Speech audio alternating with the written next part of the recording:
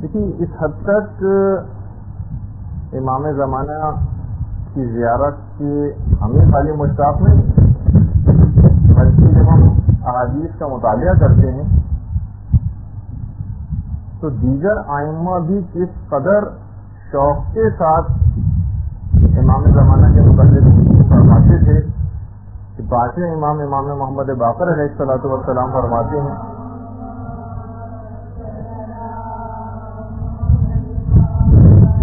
کہ اگر میں ان کے زمانے کو پالوں تو میں ان کی مدد کے لیے خود کو باقی رکھوں گا. یہ پانچویں امام کا جملہ پیغمبر اسلام نے خود اپنے خطبہ حجۃ الوداع میں مولا کی ولایت کے اعلان کے بعد ظہور قائم سے متعلق کئی باتوں کا تذکرہ کیا. چھٹے امام کو اگر ہم دیکھیں تو چھٹے امام کا وہ جملہ کہ لو ادرکتہ لخدمتہ ایام حیاتی، اگر میں ان کے زمانے کو پالوں تو پوری زندگی ان کی خدمت میں گزار دوں. یہ چھٹے امام جملہ ارشاد فرماتے ہیں. اور چھٹے امام یہ بھی جملہ کہا کرتے تھے کہ تم لوگ امام زمانہ کی معرفت کو حاصل کرو، کیونکہ اگر تم امام کی معرفت کو حاصل کر لو گے تو پھر اس سے کوئی فرق نہیں پڑتا کہ آپ کا ظہور جلدی ہو یا دیر سے. تو مکمل طور پر اپنے آپ کو تیار کر کے رکھنا، اس سے پھر کوئی فرق نہیں پڑے گا. امام کا ظہور جلدی ہوتا ہے دیر سے ہوتا ہے، آپ نے بھی اپنی ذمہ داری پوری کی، اور جلد ہو یا بدیر بہرحال آپ ان کی خدمت میں پھر پہنچ ہی جائیں گے اگر آپ نے اپنی ذمہ داریوں کو پورا کیا. اچھا، پھر چھٹے امام کا وہ جملہ بھی ہے کہ اگر کسی کے دل میں واقعی بہت زیادہ اشتیاق ہو، ویسے تو اس کے کئی طریقے بیان ہوئے ہیں کہ جو شخص ہر نماز صبح کے بعد اور ہر نماز ظہر کے بعد اس طرح سے درود پڑھے گا اللہم صلی علی محمد وعلی محمد وعجل فرجہم، تو وہ اس وقت تک نہ مرے گا جب تک کہ موقع قائم کو نہ پالے، یعنی ان سے ملاقات ضرور ہوگی. اچھا، اتنا اور بتا دوں کہ علماء نے اس سلسلے میں خاص طور پر بہت سی باتیں بیان فرمائی ہیں. ایک دفعہ پہلے بھی میں نے اس سے پہلے ذکر کیا تھا، بس کہیں الفاظ ذرا گستاخانہ نہ ہو جائیں لیکن صرف سمجھانے کے لیے، اور جملہ بھی علماء کا ہی کہ ملاقات امام میں کوئی خصوصیت ہے، رضائیت امام میں خصوصیت ہے. لوگوں کی تمام تر توجہات اس بات پہ مذکور ہو جاتی ہیں کہ بس ہم امام کو دیکھ سکیں، ان کی زیارت کر سکیں، واقعی اس سے بڑھ کر سعادت اور کون سی بات ہوگی. لیکن علماء کا جملہ ہے خالی دیکھ لینا اور ان کی زیارت ہو جانا یہ اتنی بڑی خصوصیت نہیں ہے جتنی بڑی کہ امام آپ سے راضی رہیں. ابو جہل ہر وقت پیغمبر اسلام کو دیکھا کرتا تھا لیکن پیغمبر اس سے راضی نہیں تھے. اس کے مقابلے میں ویسے پتہ نہیں کبھی پیغمبر کو انہوں نے یہ نہیں دیکھا، لیکن جب ایک دفعہ آ کر گئے تو پیغمبر کا جملہ یہ تھا کہ مجھے آدم سے خدائے رحمان کی خوشبو آ رہی. تو اس طرح کے جملے بھی ملتے ہیں.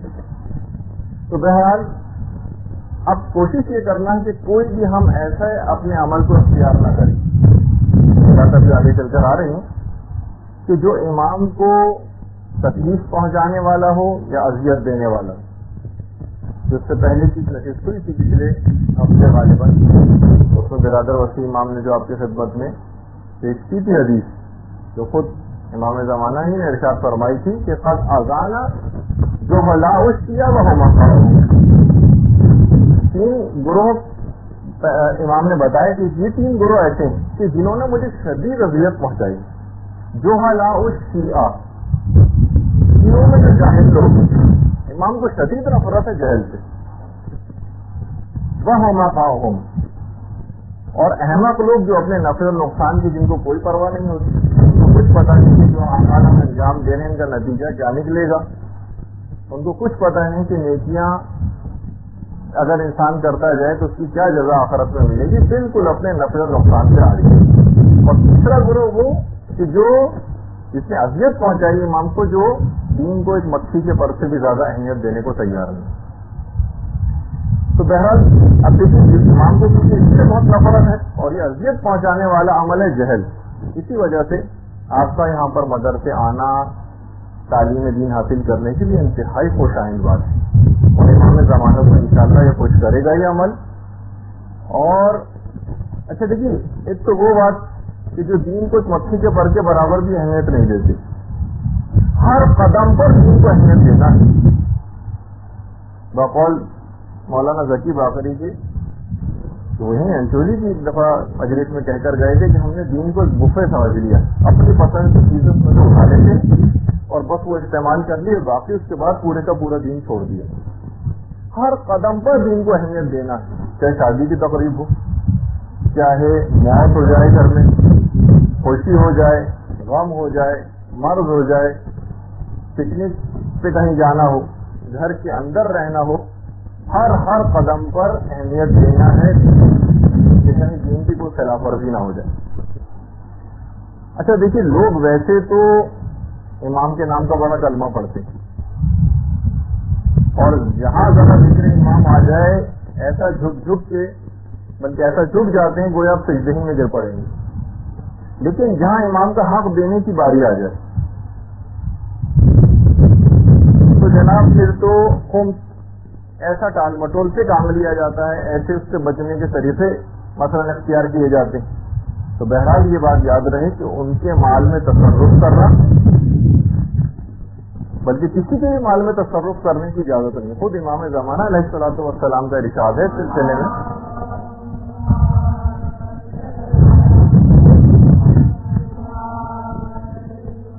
کسی شخص کے لیے بھی یہ جائز نہیں ہے کہ کسی کے بھی مال کو اس کی بلا اجازت استعمال کرے، اور جب ایسا ہے، امام فرماتے ہیں جب ایسا ہے تو پھر کسی کے لیے بات کب جائز ہے کہ وہ ہمارے مال کو ہماری اجازت کے بغیر استعمال کرے اور اس میں تصرف کرے؟ تو آخر پھر یہ کیسے جائز ہوگا کہ وہ ہمارے مال کو ہماری اجازت کے بغیر اس طرح سے استعمال کرتا رہے؟ اچھا، پھر امام فرماتے ہیں کہ جو مال بھی تم ہمارے پاس لاتے ہو، ہم اس کو اس وجہ سے قبول کرتے ہیں تاکہ تم پاک و پاکیزہ اور طاہر ہو جاؤ۔ اب جس کی مرضی ہو ہمارے پاس آئے، جس کی مرضی ہو ہمارے پاس نہ آئے، امام فرماتے ہیں کہ جس کا دل چاہتا ہو وہ ہمارے پاس اپنے اموال کو لائے، جس کا دل چاہتا ہو ہمارے پاس اموال کو نہ لائے، کیونکہ پروردگار عالم نے جو کچھ ہم کو عطا کیا ہے وہ بہتر ہے جو تم کو عطا کیا۔ یہ جملے ہیں امام کے، اور انداز ایسا لگ رہا ہے امام کا کہ ذرا غضب کی حالت میں، اور یہ جملے بھی امام زمانے ہی کے ارشاد کرتا ہے، دارالانوار میں علامہ مجلسی نے لکھے ہیں کہ فَإِنَّ يُحِيطُ عِلْمُنَا بِأَنبَائِكُمْ، امام فرماتے ہیں کہ ہم تمہارے حالات سے بخوبی واقف ہیں، اور تمہاری خبریں ہم سے بالکل بھی مخفی نہیں ہیں، ہماری ایک ایک بات کا امام زمانہ کو علم ہے۔ اور یہ بات بھی یاد رہے، صرف اس وجہ سے ایک دفعہ میں نے عرض کیا تھا مدرسے میں، امام زمانہ ہی کے متعلق ملتا ہے روایات کے اندر کہ اپنے کارکنوں کے سلسلے میں بہت زیادہ سخت ہوں گے، یعنی امام کوئی کوتاہی برداشت نہیں کریں گے کام کے سلسلے میں۔ اچھا، اور مال کے سلسلے میں بڑے سخی ہوں گے، مساکین پر اس قدر مہربان ہوں گے کہ روایت میں جملہ ہے کہ گویا ان کو مکھن کھلا رہے ہیں، یہ جملہ ہے محاورہ نہیں بلکہ جملہ ہے کہ گویا ان کو مکھن کھلا رہے ہیں۔ اچھا دیکھیے، ویسے جیسے جیسے زمانہ آگے بڑھتا چلا جا رہا ہے ویسے ویسے لوگ امام زمانہ کے متعلق بہرحال ان کی معلومات میں بھی اضافہ ہو رہا ہے، زیادہ اویئر ہوتے جا رہے ہیں، حتیٰ کہ وہ ادارے جو کہ فسق و فجور نشر کرنے والے ادارے ہیں اور دنیا جہان کی خبروں کو دینے والے ادارے ہیں، اس تک کے اوپر کتنے مذاکرے نشر کیے جا رہے ہیں۔ باقاعدہ ٹی وی پہ بھی کچھ عرصے پہلے باقاعدہ ایک ٹاک شو آ رہا تھا جس کے اندر پوری آڈینس موجود تھی، اور وہ اس بات پر ڈسکس کر رہے تھے کہ ہڈن امام کا نظریہ آخر ہے کیا، ہڈن امام ہے کون؟ ایرانی بھی اس کو بہت زیادہ اس نظریے کو اہمیت دیتے ہیں، حزب اللہ والے بھی دیتے ہیں، اور جہاں جہاں مسلمان موجود ہیں وہاں اس عقیدے کو بڑی اہمیت دی جاتی ہے کہ وہ آنے والا آئے گا اور اس کے بعد معاشرے کے اندر ایک تبدیلی کو پیدا کرے گا۔ تو بہرحال اب جتنی کتابیں آج کل کے دور میں امام زمانہ پہ لکھی جا رہی ہیں اتنی اس سے پہلے نہیں لکھی، جتنے ادارے اب امام زمانہ کے نام سے قائم ہیں اتنے اس سے پہلے کبھی بھی قائم نہیں. اس کراچی کے اندر کتنے دینی مدرسے تھے امام زمانہ کے نام اور القاب سے قائم, بلکہ اس مدرسے کا نام ہمیں کچھ اور تھا, شروع میں چینج کرنا پڑ گیا کہ اس نام کا ایک اور مدرسہ موجود تھا. تو اس لحاظ سے جتنی دعائیں ندبہ جتنی اب پڑھی جاتی ہیں شاید اس سے پہلے اتنی نہ پڑھی جاتی. دعائیں سلامتی امام زمانہ اللہم کل ولیک الحجت والی دعا بچے کو آج زبانی یاد ہے. آج سے 30 سال پہلے آپ کو نظر بھی نہیں آئے گا معاشرے کے اندر کہ لوگوں کو یہ دعا اس طرح سے زبانی یاد ہے. خود اس دعائیں سلامتی امام زمانہ یہ موضوع آج ہم زیر بحث لا رہے, لیکن خود اس کے اتنے زیادہ فائدے ہیں اس دعا کو پڑھنے کے. اس دعا کو پڑھنے کے اتنے زیادہ فائدے ہیں کہ باقاعدہ علماء نے تقریباً 90 فائدوں کی فہرست جو ہے وہ مرتب کی ہے, اور ہمارا انشاءاللہ ایک دم ارادہ ہے کہ اس کا اردو ترجمہ کر کے اور اس کو بھی شائع کیا جائے اور آپ کی خدمت میں پیش کی جائے کہ باقاعدہ صرف یہ اللہم کل ولیک الحجت ابن الحسن والی دعا 90 فائدے ہیں صرف اس دعا کے.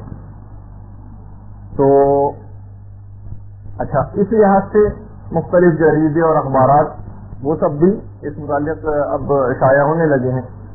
ان تمام باتوں سے لگتا یہ کہ خورشید امامت کا طلوع نزدیک تر ہے. اچھا, اب جس شخص کو بھی اب گمراہی سے بچنا ہو, کیونکہ یہ دور ایسا ہے کہ بہرحال اس میں گمراہ کرنے والے عناصر بھی بہت زیادہ برسر پیکار ہو گئے ہیں اور خود امام زمانہ کا نام بھی استعمال کیا جاتا ہے. تو دیکھیے, غیبت صغریٰ میں لوگ جب گمراہی سے جو بچنا چاہتے تھے وہ نوابین اربع جو امام کے نائبین ہوتے تھے ان سے منسلک رہا کرتے تھے. تو یعنی دوسرے الفاظ میں علماء نے لکھا کہ پہلے تنظیم وکلائے امام کی جس سے منسلک رہا جاتا تھا.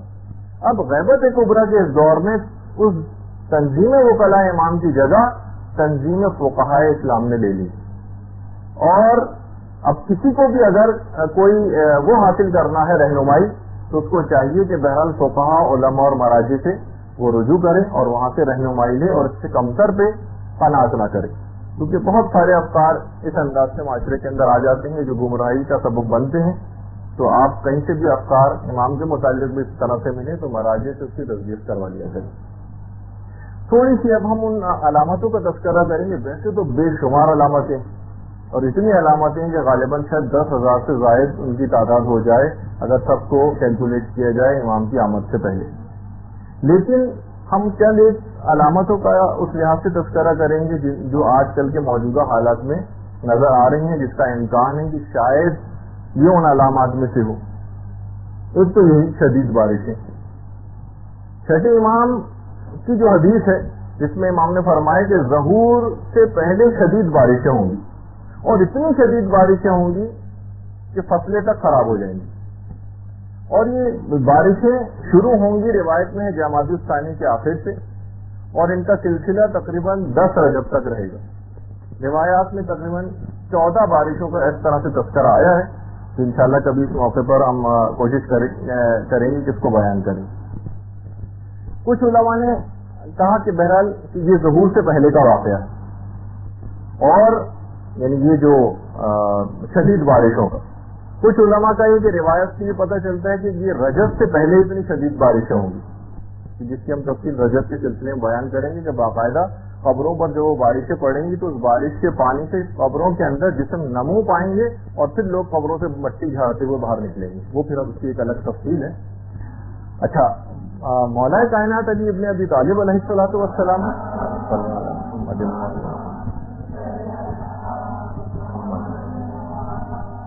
کی بھی اس سلسلے میں ایک حدیث ہے کہ العجب کل العجب بین جماد و رجب.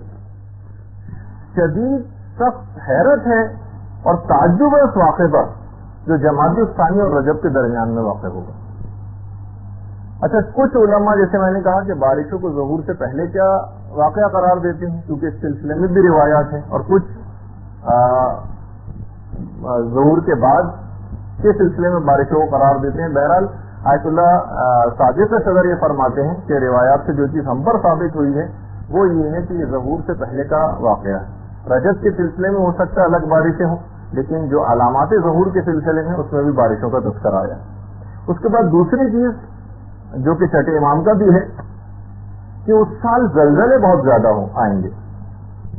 یعنی جس سال ظہور ہوگا اس سال زلزلے بہت زیادہ ہوں گے اور سردی بھی بہت زیادہ پڑے گی. بہار الانوار کی روایت. اس کے علاوہ بغداد میں ایک شدید زلزلے کی بھی خبر ہے.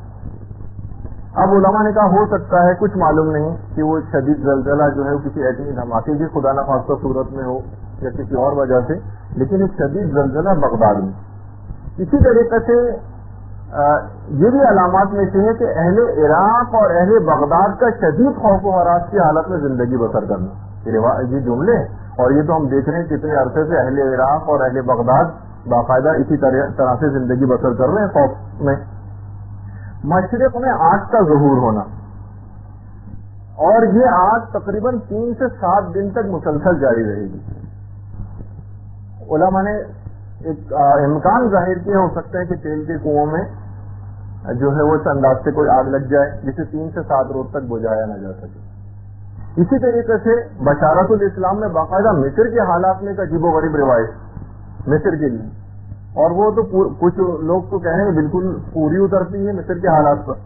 وہ کیا ہے کہ مصر والے اپنے سادات کو قتل کر دیں گے. انور سادات کو مصر کے اندر قتل بھی کیا جا چکا ہے. ایک امکان علماء نے کہا ظاہر کیا گیا ہے کہ مصر والے اپنے سادات کو قتل کر دیں گے. خالد اسلام بولی نے قتل کیا تھا انور سادات کو، اور کچھ علماء نے کہا نہیں سادات سے مراد یہ بھی ہو سکتا ہے کہ اپنے جو حکمران ہوگا اس کو قتل کر دیں گے، جو ان کا اس وقت لیڈ کر رہا ہوگا، جو اس وقت رہبر بنا ہوا ہوگا ان کا، اس کو قتل کریں گے. تو بہرحال یہ اس لحاظ سے ہے بات. مصر کے لحاظ سے بھی بہت سی چیزوں کے اوپر امکان ہے کہ چیز پوری اترے. اچھا، اس میں جتنی بھی باتیں بیان ہو رہی ہیں ہم امکان کے طور پر اس کو نقل کریں گے. کسی جگہ آپ بھی اگر ان باتوں کا کہیں پرچار کریں تو اس میں ایک امکان کی صورت میں اس کو نقل کیجیے گا. ایک فیکٹ کے طور پر بس یہی ہے جو آپ بیان کر رہی ہیں، بس یہی ہے جو علامت پوری ہو چکی ہے اتنے یقینی طور پر. کیونکہ مثلاً بغداد کی تباہی کا روایتوں میں ذکر ہے، بغداد کئی دفعہ اس طرح سے تباہ و برباد ہو چکا، کئی 3, 4, 5 دفعہ بغداد اس طرح سے تباہ و برباد ہو چکا.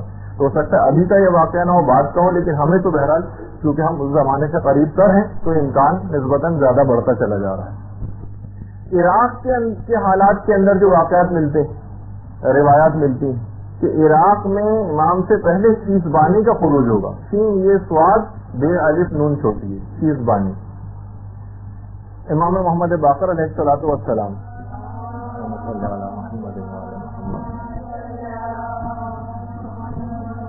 امام سے جب سفیانی کے سلسلے میں لوگوں نے ذکر کیا تو مولا نے کہا کہ ارے تمہارے لیے سفیانی کہا، اس سے پہلے تو شیزبانی. اچھا، شیزبان ایک شیطان کا نام بھی ہے، اور لغتوں میں شیزبان جو چیونٹی کا نر ہوتا ہے اس کو بھی شیزبان کہا جاتا ہے. یہ سواد بے الف نون، شی اور نون چھوٹی شیزبانی ہے جو اس کا نام ہے روایتوں میں. آئمہ اس لقب کو شیزبانی کو ظالموں اور جابروں کے لیے استعمال کرتے تھے. اچھا، یہ جو شیزبانی عراق کے اندر آئے گا روایت میں ہے یہ ہے کہ عراق کے عوام کا بہت ہی زیادہ قتل عام کرے گا، اور جن علماء نے کتابیں لکھی ہیں وہ عراق کا شیزبان انہوں نے صدام حسین کو قرار دیا.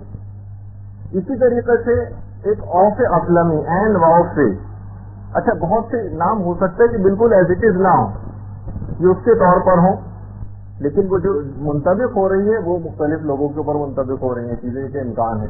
اوف اسلمی این واؤ سے اور اسلمی. چوتھے امام نے اس کا بھی خروج بتایا ہے امام سے پہلے عراق کے اندر، اور یہ بھی بتایا کہ اس کا ٹھکانہ تقریب ہوگا. تقریب خاص جہاں جو اس کا آبائی گاؤں یا علاقہ ہے صدام حسین کا، وہ بھی تقریب تھی. بہار الانوار کی 52ویں جلد میں، اور شیخ طوسی نے اپنی کتاب غیبت کے اندر اس حدیث کو نقل کیا ہے. اچھا، اسی طریقے سے کوفے میں سید کا 70 صالحین کے ساتھ قتل، یہ بھی علامات میں سے بیان کیا گیا ہے. علماء فرماتے ہیں کہ شاید یہ واقعہ، یہ جو قتل ہے کہ شاید شہید آیت اللہ باقر الصدر پہ سادے پاتا ہوں، اور ہو سکتا ہے کہ یہ کبھی اور کسی اور دور کے اندر بھی اس واقعے کو دہرایا جائے۔ علم کے لحاظ سے جو علامت ہے کہ عنقریب امام فرماتے ہیں کہ عنقریب کوفے سے علم اس طرح سے رخصت ہو جائے گا۔ اچھا، کوفے کے اندر وہ نجف کا علاقہ بھی پورا شامل ہے، اس طرح سے نکل جائے گا علم کوفے سے جس طریقے سے سانپ اپنی کینچ سے باہر آ جاتا ہے، اور پھر یہ دوسرے شہر کے اندر ظاہر ہوگا جس کا نام قوم ہے، وہ علم و فضل کا مرکز بن جائے گا، اور کوئی دنیا کے اندر ایسا نہ رہے گا جب اپنے علم و فضل کو ظاہر کرے گا قوم، کوئی دنیا میں ایسا نہ رہے گا جو دین سے واقف نہ ہو، حتیٰ کہ حجلے عروسی میں بیٹھی دلہنیں بھی دین سے واقف ہو جائیں گی۔ یہ جملہ ہے، اور یہ واقعہ بھی علماء نے کہا کہ یہ حضرت قائم کے ظہور سے پہلے کا واقعہ ہے، اور صدام حسین نے آپ کو جیسے کہ پتہ ہی ہے کس طرح سے اس علمی مرکز کو تباہ و برباد کرنے کی کوشش کی، اور کتنے نامساعد حالات میں آغا سیستانی وہاں پر حوض علم کو باقی رکھے ہوئے ہیں۔ لیکن اس سے پہلے جب قوم میں شاہ کا دور تھا تو اس زمانے میں بھی وہاں کے حالات سے دل برداشتہ ہو کے قوم سے طلبہ چھوڑ چھوڑ کے نجف گئے تھے، اور پھر نجف کے حالات میں پھر وہاں سے حوضے سے پھر اب قوم جو ہے وہ دوبارہ اس انداز سے علم جو ہے منتقل ہوا، اور روایات کے اندر یہ چیز بھی آئی ہے۔ اچھا، اسی طریقے سے حکومت حجاز جو سعودی عرب کی جو موجودہ حکومت ہے، ابو بصیر روایت نقل کرتے ہیں چھٹے امام سے، کہتے ہیں جو شخص بھی مجھے حجاز میں عبداللہ کے جانے کی خبر دے گا، میں وعدہ کرتا ہوں اس سے وعدہ کرتا ہوں کہ میں اسے امام زمانہ کے قیام کی خبر دوں گا، ان کی آمد کی خبر دوں گا۔ جو بھی حجاز میں مجھے عبداللہ کے جانے کی خبر دے گا۔ اچھا، اور یہ بھی روایات میں آیا کہ اس عبداللہ سے پہلے جو حکمران ہوگا اس کا نام ایک جانور کے نام پر ہوگا، اور وہ آپ کے علم میں بھی ہے، بات مشہور بھی ہوئی کہ جانور جس سے پہلے تھا فہد، اس کے معنی چیتا کے ہیں، اور اس کے بعد جو ہے عبداللہ نام کا جو اب حکمران آیا ہے، اور اس کے بعد امام فرماتے ہیں کہ جب عبداللہ مرے گا تو اس کے بعد عوام کسی ایک شخص پر اکٹھا نہیں ہوں گے، اور روزانہ یعنی حکومت حجاز اتنی متزلزل اور ڈاما ڈول رہے گی کہ صرف مہینوں کے اندر اور دنوں کے اندر حکومتیں تبدیل ہوں گی۔ تقریباً 10 اس انداز سے لگتا ہے کہ شہزادے اور جو حکمران ہیں وہ اس طریقے سے قتل ہوں گے، اور یہاں تک کہ معاملہ صاحب الامر کے ہاتھ میں آ جائے گا۔ اچھا، اللہم صلی علی محمد وعلی محمد۔ اور اس کے بعد عبداللہ کے قتل کے بعد سالوں پر محیط اس حکومت کا خاتمہ ہو جائے گا، اور اس کے بعد جتنی بھی حکومتیں ہوں گی وہ صرف اور صرف چند مہینے اور دنوں کی مہمان ہوں گی۔ ابو بصیر نے مولا سے پوچھا چھٹے امام سے کہ مولا یہ بتائیے کہ کیا یہ سلسلہ بہت طولانی ہوگا؟ امام نے کہا ہرگز نہیں، یہ سلسلہ زیادہ دیر نہیں چلے گا، یہاں تک کہ پھر یہ سلسلہ چلتا ہوا صاحب الامر کے ہاتھ میں آ جائے گا، یعنی بہار کی باقاعدہ روایت ہے۔ تو اس سے معلوم نہیں چلا کہ حجاز کا جو آخری حکمران ہوگا وہ عبداللہ نام کا ہوگا، اور اس کے بعد اگر کوئی حکومتیں آئیں گی شہزادوں وغیرہ کی تو وہ اتنی کم مدت کی ہوں گی کہ بہت جلد یہ سلسلہ ختم ہو جائے گا۔ عبداللہ کی جو موت کی خبر ہے یہ یوم عرفہ لوگوں کو حج کے ایام میں ملے گی۔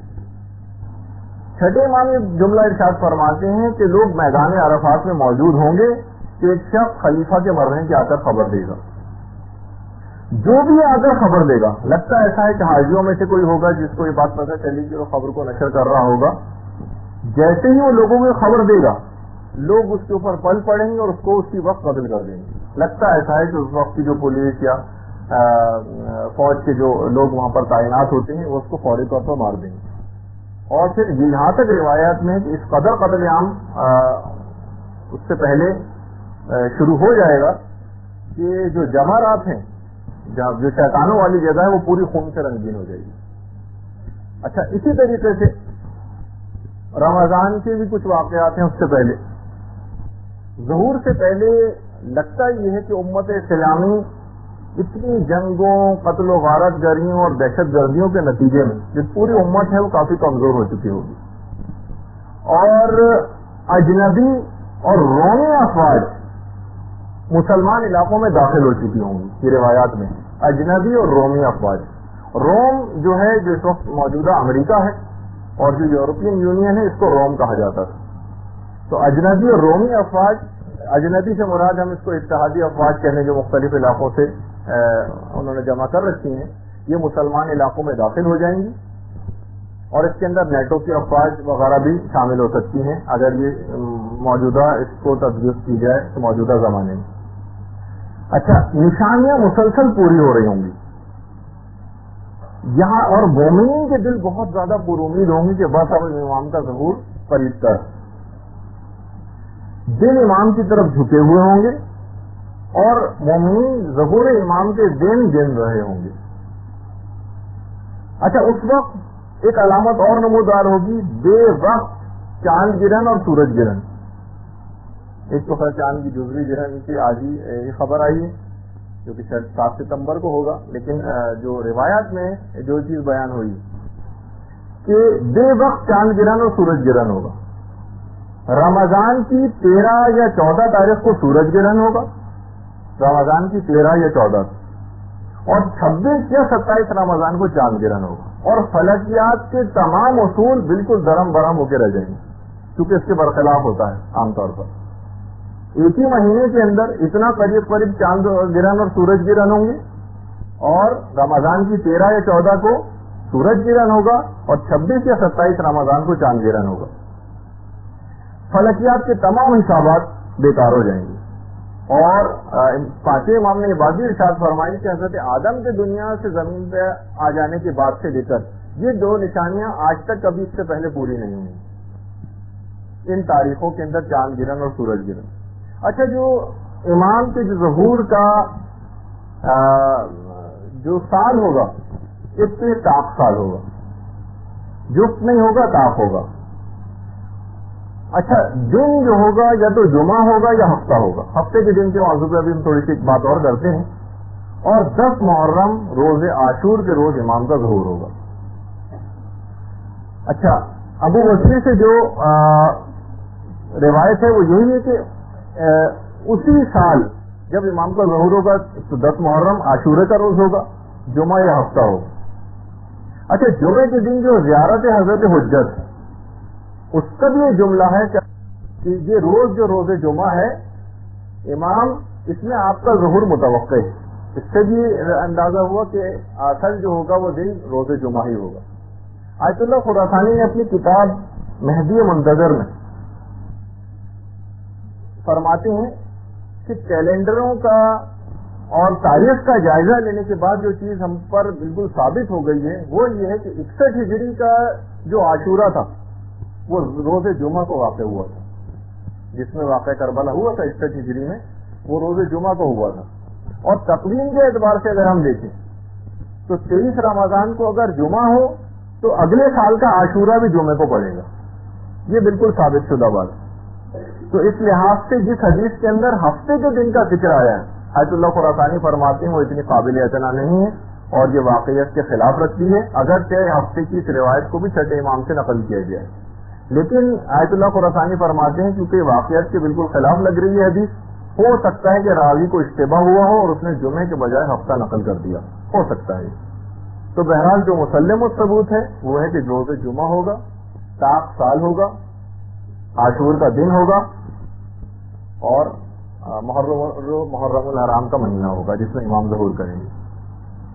اچھا، ایک اور روایت بھی ہے چھٹے امام سے، میں صرف بات بیان کر کے اور ذرا تیز رفتاری سے آگے بڑھوں گا کہ جمعے کا دن ہوگا، عاشورہ ہوگا، اور ایک چھٹے امام کی ایک اور روایت بھی ہے کہ اس دن روزے نوروز کا دن بھی ہوگا، وہ یعنی 21 مارچ ہوگی۔ چھٹے امام سے روایات ہیں سلسلے میں، لیکن آیت اللہ خراسانی فرماتے ہیں کہ یہ روایات کافی اعتبارات سے، اپنی سند اور متن کے اعتبار سے کافی ناقابل اعتبار ہیں۔ تو بہرحال نوروز کی بات کو تو تقریباً رد کر دیا گیا. تو جو بالکل ثابت شدہ ہے وہ وہی تاریخیں جو میں نے اس سے پہلے ابھی ذکر کی. اچھا، اس کے بعد ندائے آسمانی جس کا ہم نے پچھلی دفعہ ذکر کیا تھا.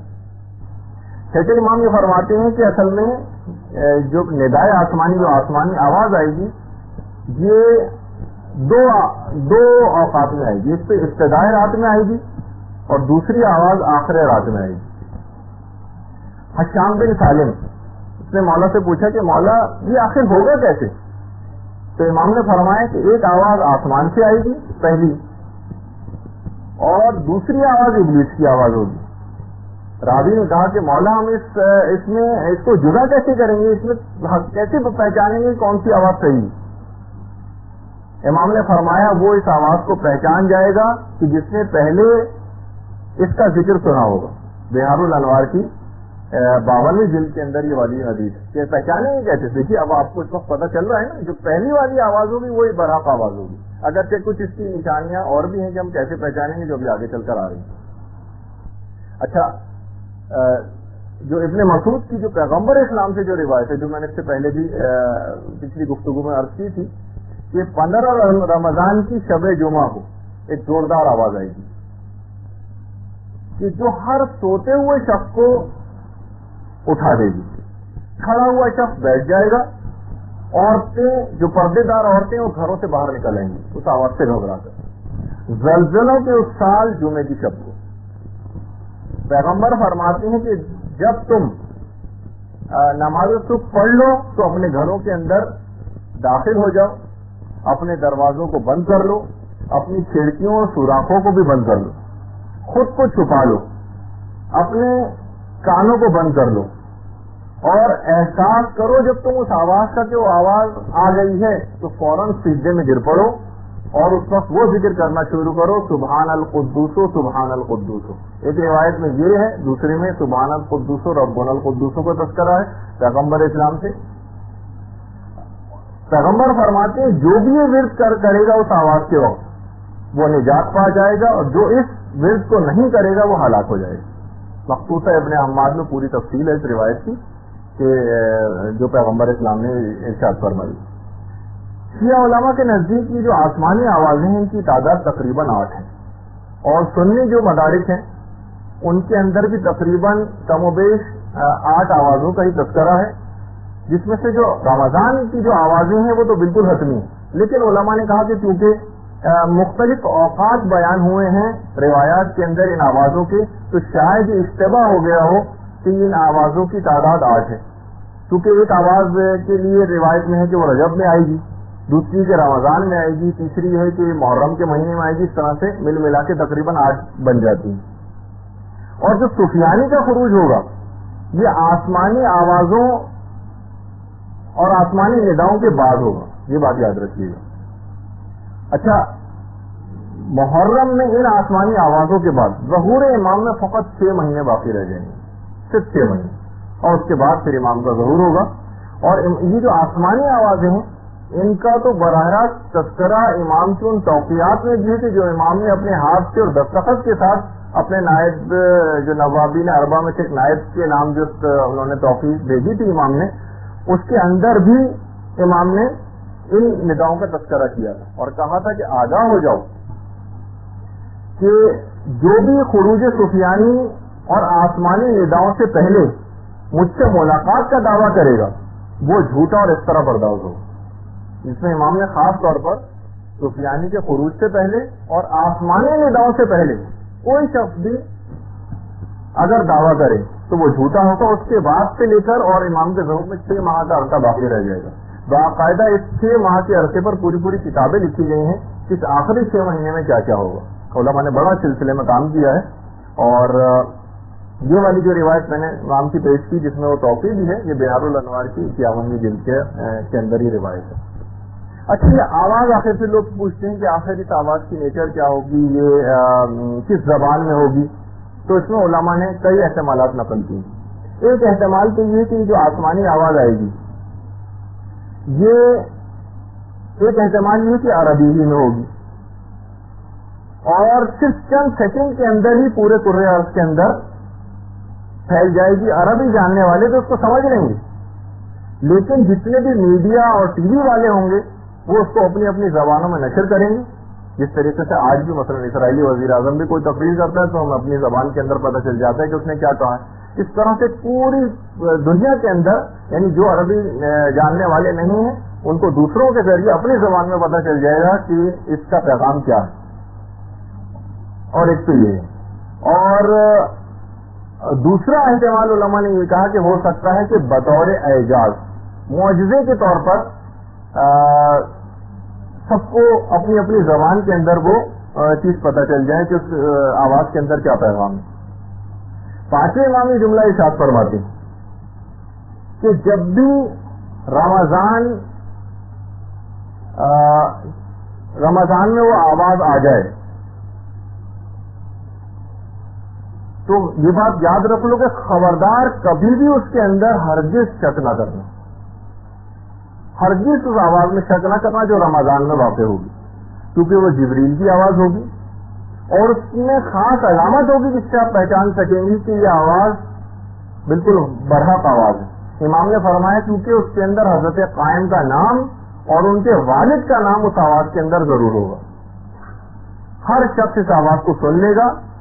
حتیٰ کہ روایات میں ہے کہ پردے میں بیٹھنے والی عورتیں اپنے شوہروں اور بھائیوں کو مجبور کریں گی, اپنے والد اور بھائیوں کو مجبور کریں گی کہ وہ اس آواز پر لبیک کریں اور جائیں, مجبور کریں گی کیونکہ انہوں نے اس متعلق سن رکھا ہوگا کہ جو یہ پہلی آواز کے بعد جو بھی فوراً نکل جائے گا, قدم آگے بڑھا دے گا, وہ پہنچ جائے گا اور سعادت کو حاصل کرے گا. اور جو لوگ رہ جائیں گے وہ کچھ عرصے بعد, کیونکہ باقاعدہ روایت کے اندر جو روٹ بتایا گیا ہے امام کا, کبھی وہ آگے چل کے شاید اس کا تذکر آئے گا, تو اس میں یہ ہے کہ پاکستان کے بھی کچھ علاقوں سے امام گزریں گے, اس میں ملتان کے علاقے کا بھی تذکرہ, وہاں سے گزریں گے اور ساحلی علاقوں سے ہوتے ہوئے عراق کی طرف جائیں گے. تو کراچی کیونکہ بالکل ساحلی, تو ایک احتمال ہے کہ شاید امام اس جگہ سے بھی گزرے, تو وہ بعد میں وہ مومنین ان امام کے ساتھ اس موقع پر مذاق ہو سکیں گے. خیر اس کی تفصیل انشاءاللہ اپنے موقع پر آئے گی. اچھا, اب زرارہ جو چھٹے امام کے راوی ہیں نقل کرتے ہیں چھٹے امام سے کہ مولا آخر ہم حق و باطل کی جو مختلف آوازیں ہیں اس میں ہم تمیز کیسے کریں گے. امام نے اس میں ایک اور طریقہ بھی بتایا, کہا کہ جو بھی ہمارے احکامات پر عمل کرنے کا عادی ہوگا اس کو خود بخود یہ پتہ چل جائے گا کون سی آواز حق ہے. یعنی وہ شک و شبہ کا شکار نہیں ہوگا, وہ تو پہلے سے امام کے احکامات پہ عمل کرنے کا عادی ہی ہے, اور جو بالکل دین کو کوئی اہمیت ہی دینے کو تیار نہیں ہوتا اور امام کے حکم پر عمومی زندگی میں عمل نہیں کرتا, اس وقت بھی وہ شک و شبہ کا شکار ہو جائے گا. اور کچھ عجب نہیں کہ وہ دوسری آواز کی طرف نہ لبیک کہہ دے اپنے ایمان کی کمزوری کی وجہ سے. تو بہرحال اچھا, پھر امام نے یہ بھی کہا کیونکہ ہمارے ان شیعوں کو قبل از وقت روایات کے ذریعے ان دونوں آوازوں کا پہلے سے علم ہوگا, اس وجہ سے وہ پہچان جائیں گے. اور احادیث میں باقاعدہ ان آسمانی آواز کو سننے کے بعد کچھ اعمال کا بھی تذکرہ آیا ہے کہ جب وہ آسمانی آواز سن لیں تو پھر آپ خدا کا شکر ادا کریں اور باقاعدہ شکر کے نوافل ادا کریں, 2 رکعت یا 4 رکعت نماز پڑھیں کہ وہ کیونکہ اس کے بعد امام کا ظہور بہت قریب ہوگا, فقط 6 مہینے کا عرصہ درج رہ جائے گا. اچھا, جبریل کی اس ندا کے بعد اس کے کچھ پہلے تو ندا ہوگی اور اس کے بعد پھر وہ دھماکے کی آواز ہے اور ان کی احتیاطوں کا تذکرہ ہوا. لیکن اس سے پہلے ہم یہاں پر روک کر کہ اس ظہور امام میں حکومت اسلامی ایران کا کیا کردار ہوگا, خود پورے ایران کا کردار کیا ہے اس میں. اچھا, اب اتنا بتا دوں کہ علماء نے ذکر کیا ہے کہ تقریباً ایران کا 9 عناوین کے ساتھ روایات میں ذکر آیا ہے ظہور امام سے متعلق. 9 عناوین, 9 عنوان ایسے ہیں کہ جس میں ایران کبھی اہل خراسان کہا گیا روایات میں, کبھی ایران کے لیے قوم سلمان فارسی کا تذکر آیا, کبھی اہل شخص کہا گیا ایرانیوں کو, کبھی سیاہ جھنڈے والے قرار دیا, سیاہ جھنڈے والے جو خراسان سے آئیں گے, جس کو آج کل ڈاکٹر اسرار احمد کہتے ہیں کہ اس سے مراد افغانستان کے لوگ ہیں. خیر, اچھا, اس کے بعد اہل قوم کا تذکرہ الگ سے روایات کے اندر آیا ہے, اہل طالقان کا تذکرہ روایات کے اندر آیا ہے, اور عاجم یعنی اجمیوں کا تذکرہ ہے. تقریباً 9 عنوانات ہیں ایسے جس میں ایران کا تذکرہ روایات کے اندر ہوا ہے. اور حافظ ابو نعیم جو کہ اہل سنت کے بہت مشہور علماء میں سے ہیں, باقاعدہ انہوں نے ابن عباس سے ایک روایت بھی نقل کی ہے کہ پیغمبر اسلام کے سامنے جب اہل فارس کا تذکرہ ہوا, یعنی ایران کا تذکرہ ہوا, تو پیغمبر نے فرمایا ہے کہ یہ اہل فارس ہم اہل بیت کی ہی ایک جماعت ہے. یہ جملہ ہے, حافظ ابو نعیم نے بھی اس کو نقل کیا ہے کہ اہل فارس ہم اہل بیت کی جماعت ہے. اور باقاعدہ سنن ترمذی اس کی تو 5ویں جلد کے اندر ابو ہریرہ سے روایت کہ پیغمبر کے سامنے جب اہل عجم کا تذکرہ ہوا, اہل عجم کے موالیوں کا, یعنی جو محبت کرنے والے ہیں لیکن عجمی ہیں, اس زمانے میں عجم ایران کو کہا جاتا تھا, حالانکہ اس زمانے میں تو ایران مکمل طور پر کافر تھا. اور اس کے بعد پھر جب اہل بیت وہاں پر گئے اور اس کے بعد پھر وہاں پر شیعت کی ابتدا ہوئی, تو پیغمبر کے سامنے جب اہل عجم کے موالیوں کا اور چاہنے والوں کا تذکرہ ہوا تو پیغمبر نے فرمایا, اب دیکھیے سنن ترمذی کی روایت, کہ خدا کی قسم بالتحقیق میں ان لوگوں پر تم لوگوں سے زیادہ بھروسہ کرتا ہوں. یہ پیغمبر کے جملے ہیں اہل فارس کے لیے. اپنے صحابیوں سے مخاطب ہو کے پیغمبر فرما رہے ہیں خدا کی قسم بالتحقیق میں ان لوگوں پر تم لوگوں سے زیادہ بھروسہ کرتا ہوں. ظہور کی راہ کو ہموار کرنے میں 2-3 شخصیات کا امام کے ظہور سے پہلے روایت میں بڑا تذکرہ ہوا اور آپ سنتی بھی رہتی ہیں. ایک تو سید خراسانی کا تذکرہ ہے, جن کو ایک اور نام دیا ہے ہاشمی خراسانی. اگر یہ دونوں الگ الگ شخصیات بھی ہوں, علماء نے کہا, تو پھر 3 شخصیات اس طرح سے ہو جائیں گی, سید خراسانی, ہاشمی خراسانی اور شعیب بن صالح تیسری شخصیت. اور ان سے بھی پہلے روایات میں سید خراسانی سے پہلے ایک حکومت اسلامی کے قیام کی نوید سنائی گئی ہے جو ایک مرد قوم کی قیادت میں ہوگی. علماء نے کہا کہ بہرحال اس وقت یعنی احتمال یہ ہے کہ خراسانی سید زادہ اسلامی حکومت کا سربراہ تو بن چکا ہے اور اب شعیب بن صالح کا انتظار ہے. اچھا, مولا کا ایک اور روایت بھی ہے جس میں امام نے فرمایا بہار میں ہے کہ جب 3 حالتیں نمودار ہو جائیں تو پھر تو فتح و کامیابی کا تم انتظار کرنا. ان 3 میں سے ایک یہ ہے, وہ ہے خراسان سے سیاہ پرچموں کا ظہور ہونا. اچھا, خراسان سے مراد, یہ بات یاد رکھیے کہ پورا ایران اس سے مراد ہے. اچھا, اب سیاہ پرچموں کا بلند ہونا خراسان سے, کیونکہ خراسان قدیم جغرافی کے اعتبار سے ایک وسیع اور عریض علاقہ ہے. خراسان ایک حصہ روس میں بھی ہے, ایک حصہ افغانستان میں ہے اور ایک حصہ ایران میں, مشہد بھی اسی کے اندر شامل ہے. اچھا, ابو بصیر نے چھٹے امام سے کہ ایک سید جو ضروریت اہل بیت سے ہوگا وہ ظہور امام سے پہلے حکومت کو قائم کرے گا اور آپ کی حکومت کے لیے تمہیدی کام کرے گا. وہ سید زادہ احکامات اسلامی میں بے انتہا سختی سے کام لے گا, کوئی رشوت اور سودے بازی نہ کرے گا, کسی سے کوئی رعایت نہ کرے گا, دوستی اور اقرب و بربری سے بالکل اجتناب کرے گا اور حکم خدا میں بہت سخت ہوگا. علماء نے اس سے مراد امام خمینی کی ذات گرامی کو لیا اور بالکل ایک ایک لفظ, ابھی آگے چل کے ایک اور روایت آ رہی ہے کہ پورا ایک ایک لفظ امام خمینی پہ پورا اترتا ہے اور آج تک کبھی قوم کے کسی فرد کے اوپر اس انداز سے چیز پوری نہیں اتری. اچھا, امام خمینی تو اپنا دور بہرحال گزار گئے. اب جو پیش کرنے والا ہوں امام موسیٰ کاظم علیہ الصلوۃ والسلام سے ہے. اللہم صلی علی محمد وعلی محمد.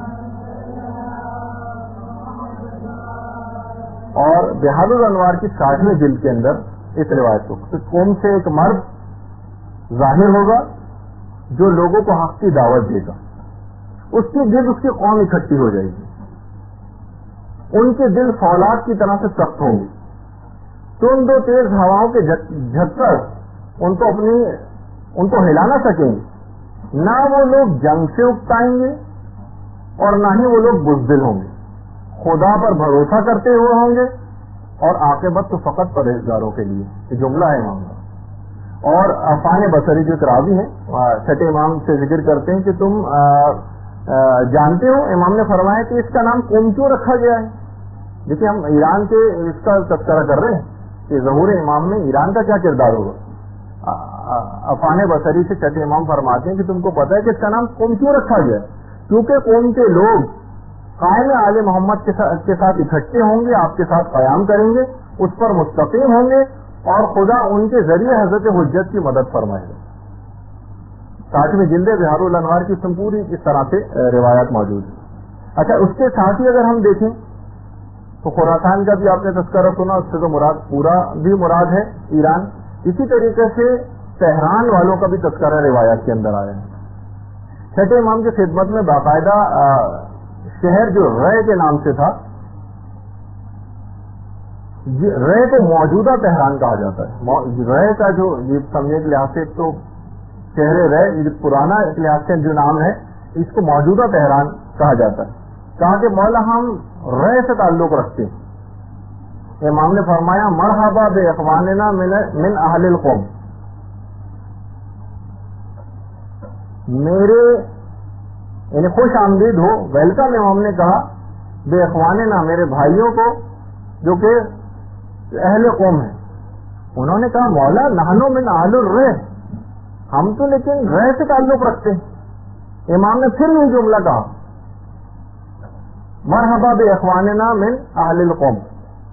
انہوں نے پھر کہا مولا ہم رے سے تعلق رکھتے ہیں. امام نے پھر وہی جملہ استعمال کیا اور کئی جملے اس طرح سے بار بار ہوئے. علماء نے کہا کہ اس کے معنی یہی ہیں کہ امام ان سے یہ کہہ رہے تھے کہ بہرحال یعنی اس لحاظ سے موجودہ زمانے کے اندر بھی نظر آتا ہے کہ بہرحال کہ اہل قوم ہی کے خط کے اوپر پورا اس وقت ایران, چاہے وہ ریڈ تہران کا علاقہ ہو یا کچھ, تو امام نے بار بار ان کو قوم کے مردوں کے طور پر ہی ان کو خوش آمدید کہا, کیونکہ پورا ایران اس وقت قوم کا جو خط ہے اور جو راستہ ہے اس کے اوپر گامزن. اچھا اسی طریقے سے امام نے انہی لوگوں سے پھر کہا کہ اللہ کا بھی ایک حرم ہے جو کہ مکہ ہے, پیغمبر اسلام کا ایک حرم ہے جو کہ مدینہ ہے, امیر المومنین کا ایک حرم ہے جو کہ کوفہ ہے, اور ہم اہل بیت کا بھی ایک حرم ہے اور وہ شہر قوم ہے. اور عنقریب ہماری اولاد میں سے خاتون معظمہ فاطمہ کے نام سے ہوں گی جو وہاں پر دفن ہوں گی. جو شخص بھی ان کی زیارت کو جائے گا اس پر جنت واجب ہو جائے گی. درود بھیج دیجیے محمد علیہ.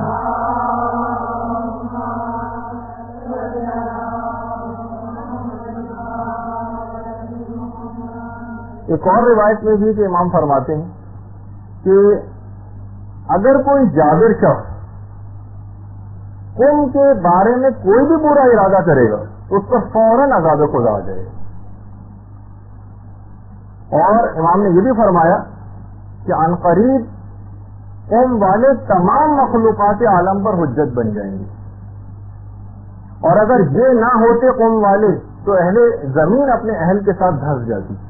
دیکھیے قوم کے لوگوں کی کتنی فضیلت, اور فرشتے مصائب کو قوم اور اہل قوم سے دفع کرتے.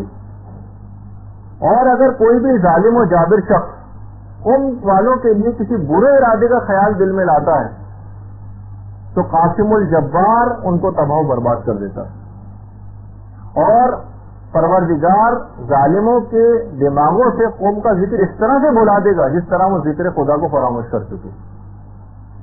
تو بہرحال اچھا اس سے پہلے جیسے کہ ابھی میں نے اس سے پہلے تذکرہ کیا تھا اہل خراسان کا, تو اس میں سیاہ پرچموں کی بھی آمد تھی, اور فرمایا امام نے کہ یہ جو سیاہ پرچم لے کے اہل خراسان نکلیں گے تو ان کو کوئی شے واپس نہیں پلٹائے گی یہاں تک کہ ان پرچموں کو ایلیاء قدس پہ نصب کر دیا جائے گا.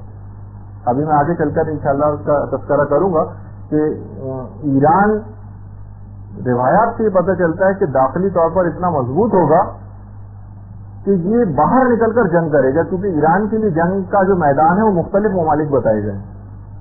اچھا اب امام احمد ابن حنبل نے بھی یہ جو قوم کے سلسلے میں جو روایات تھیں جو بھی میں نے پیش کی ان کو اپنے مسند کے اندر, اور جو ابن کثیر ہے انہوں نے نہایا میں اس کو باقاعدہ مستند روایات میں سے قرار دیا خراسان وغیرہ کے متعلق جو بھی باتیں ہیں.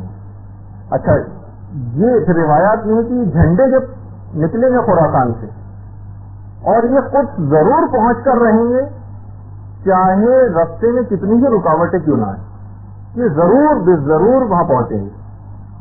اچھا، سیاہ پرچموں والوں کے متعلق یہ بھی بات آئی کہ ان کی ٹوپیاں بھی سیاہ ہوں گی۔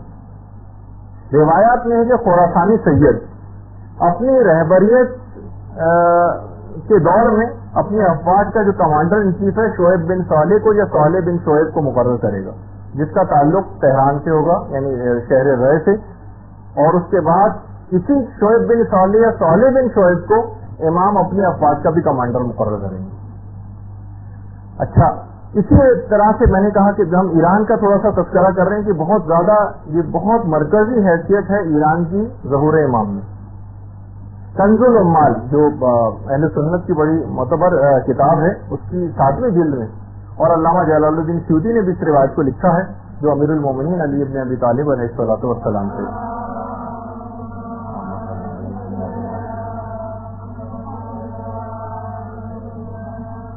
کہ کیا کہنے طالع خان کی، یہ امام کا جملہ ہے۔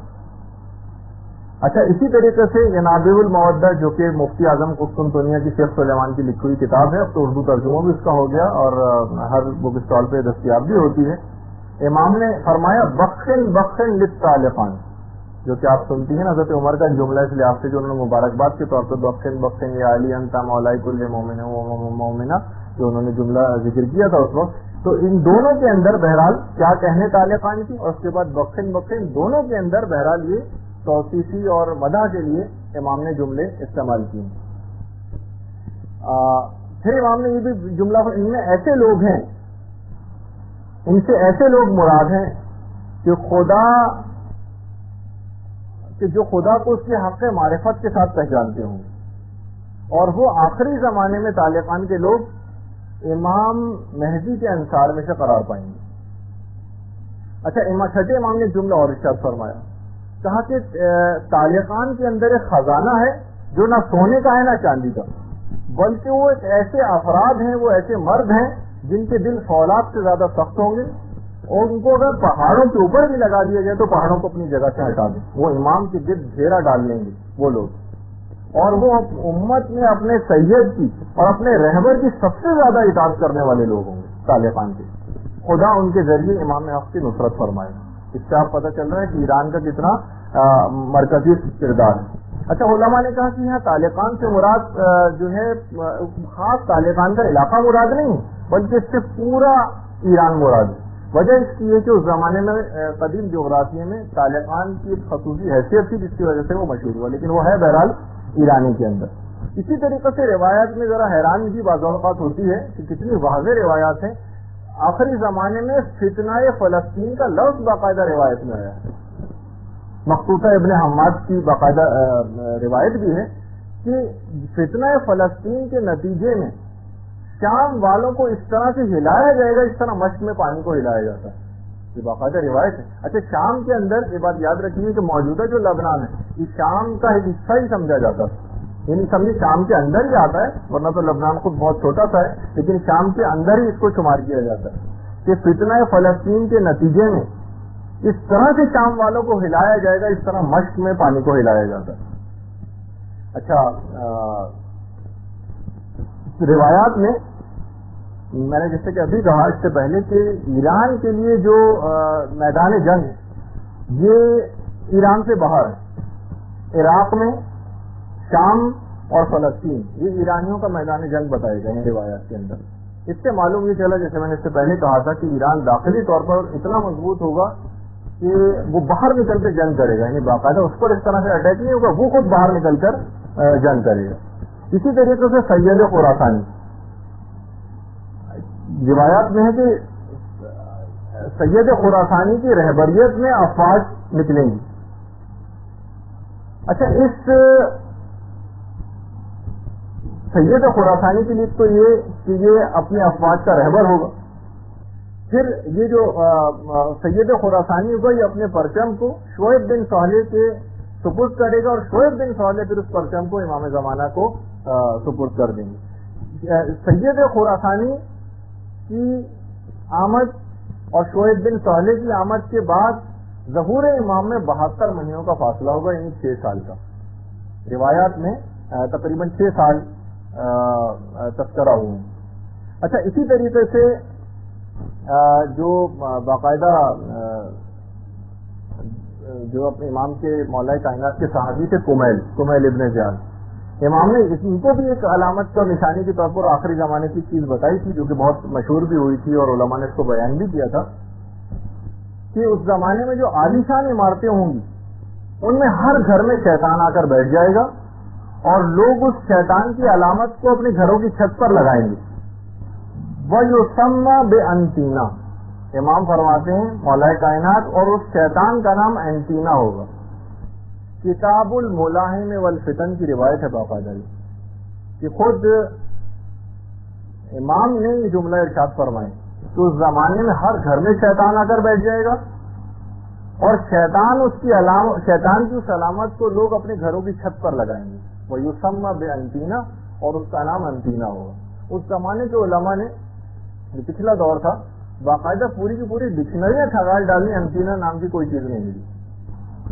اور امام کا ایک جملہ اور بھی تھا اسی ملاحم والفتن, کتاب الملاحم والفتن کی روایت ہے کہ امام نے جملہ ارشاد فرمایا جس پہ باقاعدہ کتابوں کو شائع کرنے والوں نے نوٹ لکھا کہ یہ روایت صحیح نہیں لگتی, کہ آخری زمانے میں لوگ آلات موسیقی کو اپنی جیبوں میں ڈال کر پھرا کریں گے. اور علماء زمانے کے جو تھے کہا کہ ممکن نہیں, زمانے میں جو بڑے بڑے آلات ہوتے ہیں کیسے ممکن ہے کہ اس کو لوگ جیب میں ڈال کر پھریں.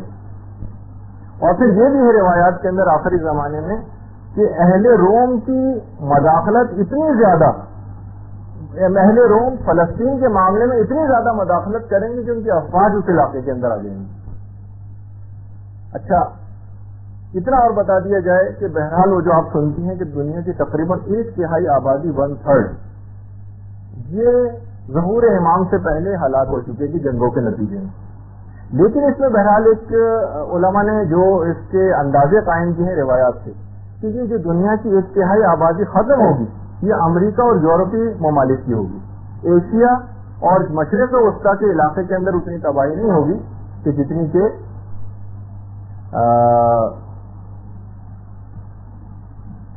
ان علاقوں کے اندر ہوگی. امام حکومت اسلامی کو قائم کریں گے.